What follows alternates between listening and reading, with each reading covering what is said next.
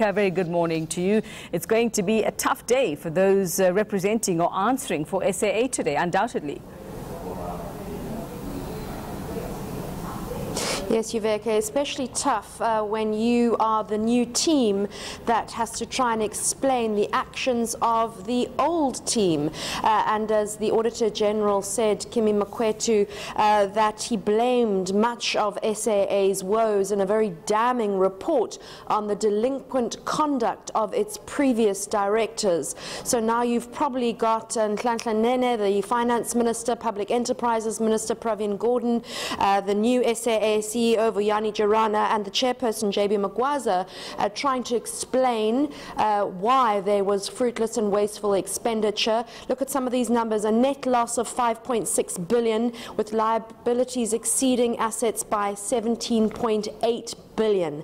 They have previously said, the new team, that they are engaged in a 4-year turnaround strategy, but we'll hear more today, I should hope, on just how much and what went wrong with its 2016 financial report. Well, what are some of the sort of questionable deals or questionable decisions and goings-on at SAA, Annika, especially when it comes to that wasteful and fruitless expenditure? How have they tried to explain this away before as to where this money has gone and why it was used wherever it was used?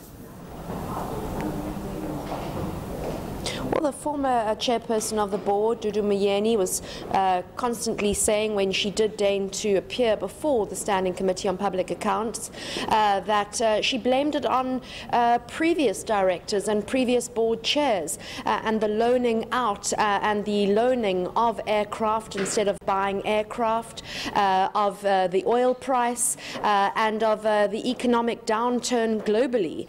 Those were some of the issues to blame, but when you look at airlines such as Ethiopian Airlines, which has only been flying for far fewer years than SAA and are turning a tidy profit, you have to wonder how they've managed to get their financials off the ground compared to SAA. So the new team, I think, has got a lot of work to do. They can't just blame people who got massive payouts, which is what one of Dudu Myeni's admissions to Parliament was, that people in previous directorships before her were given massive golden handshakes to go away because of their mistakes. They're going to have to look forward. They're going to have to deal with the economic downturn that is affecting everyone, the oil price, etc. Take that all into account and detail how that turnaround strategy is going, with just 3 more years really to go before it is the deadline time for that.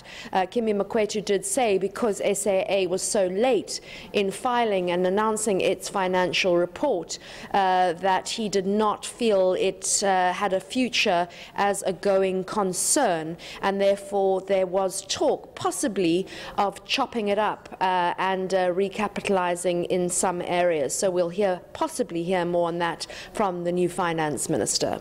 Are we expecting then that a lot of this is going to be thrown back to the time of Dudu Myeni, as you say, and to what level, if at all, will she be answerable? And we know that she's been avoiding stepping through those doors at all costs over the past couple of months. Well, that's the problem when people who have not been able to appear or not wanted to appear to be forced to account, and that's what the Standing Committee on Public Accounts is. It's where people in positions of power have to account for how they are spending our money, the taxpayers' money. Dudu Myeni, as we know with the Eskom inquiry, was subpoenaed to appear before that inquiry to explain her involvement in so-called trying to move around directors at Eskom, which was strange in itself, as she was the board chair of SAA, and she ignored that subpoena. So that's sitting with the Speaker now, because that Eskom inquiry wants criminal charges laid against her, or a warrant laid for her arrest. I should hope that the new directorship and the new ministers of public enterprises and finance will mention her and her board and the years that they oversaw SAA, but I think they also need to look forward, and I think they're going to have to show some kind of leadership in showing showing that SAA can be returned to profitability or its future as wholly owned by government as a parastatal is no longer sustainable.